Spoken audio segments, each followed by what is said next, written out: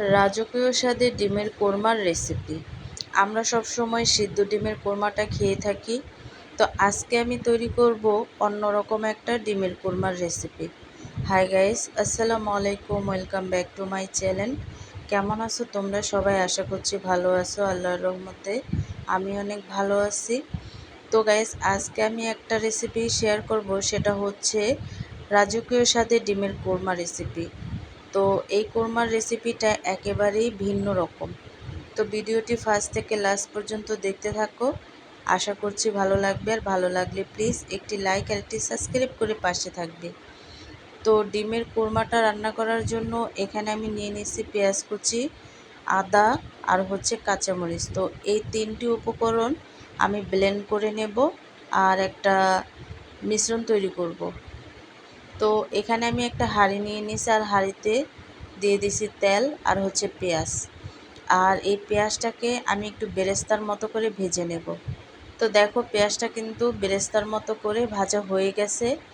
এই পর্যায়ে এসে এখান থেকে কিছু বেরেস্তা আমি তুলে রাখবো। তো বাকিটা আমি রান্না করে নেব।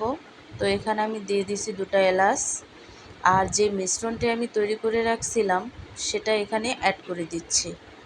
তো দেওয়ার পরে কিন্তু অনবরত নেড়ে চেড়ে তেলের সাথে আমি এই মিশ্রণটাকে ভেজে নেব। তো ভাজতে ভাজতে দেখবে একেবারে কিন্তু তেল বের হয়ে গেছে। তো এই পর্যায়ে এসে এখানে আমি অ্যাড করে দেব স্বাদ মতো লবণ। আর লবণটা দেওয়ার পরে এখানে আমি অ্যাড করে দেব টক দই। তোমরা চাইলে কিন্তু তরল দুধও অ্যাড করতে পারো। আর আমি এখানে টক দইটা দিছি যাতে একটু টক টক লাগে, খেতে অনেকটা ভালো লাগে। টক দইটা দেওয়ার পরে কিন্তু অনবরত নেড়ে চেড়ে আমি বলক তুলে নিছি। আর বলক তুলে নেওয়ার পরে কিন্তু এখানে আমি ডিম ভেঙে সরাসরি দিয়ে দিছি।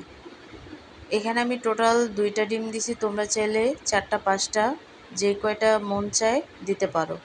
আর দিয়ে দিছি ঝাল হওয়ার জন্য কাঁচামরিচ। তো এই ডিমের রেসিপিটা রান্না করতে তেমন একটা সময় লাগে না, শর্টকাট রান্না করা হয়ে যায়। তো দেখো, ডিমটা কিন্তু একেবারে ভেঙে যায়নি, একেবারে সিদ্ধ হয়ে গেছে। তো এখানে আমি টোটাল 2টা ডিম রান্না করছি, তোমরা চাইলে কমিয়ে বাড়িয়ে নিতে পারো। এই ডিমের রেসিপিটা কিন্তু খেতে অসাধারণ। তো রাজকীয় স্বাদে যেহেতু এই রেসিপিটা, তার জন্য আমি আরেকটু রাজকীয় হওয়ার জন্য ঘি অ্যাড করছি, আর হচ্ছে দিয়ে দিছি পেঁয়াজের বেরেস্তা।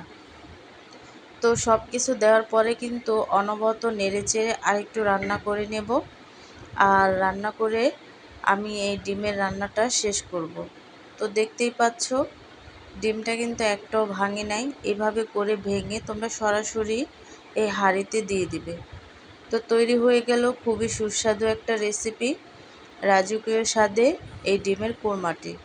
তো সব সময় যেহেতু সিদ্ধ ডিম খেয়ে থাকি, আজকে না হয় এইভাবে একটু ভিন্ন টাইপের রাজকীয় স্বাদের এই ডিমের কোরমাটা তৈরি করে দেখবে। বাসায় একবার হলেও ট্রাই করবে, খেয়ে দেখবে, খুবই সুস্বাদু একটা রেসিপি। তো আজকের রেসিপিটা কেমন লাগছে অবশ্যই কিন্তু কমেন্টে জানাবে। তো অন্য কোনো রেসিপি নিয়ে তোমাদের মাঝে আবার চলে আসব। আজকে এই পর্যন্তই। সবাই সুস্থ থাকবে, ভালো থাকবে। আর এই ডিমের রেসিপিটা অবশ্যই ট্রাই করবে, এটা একেবারেই সময় লাগে না। আল্লাহ হাফেজ।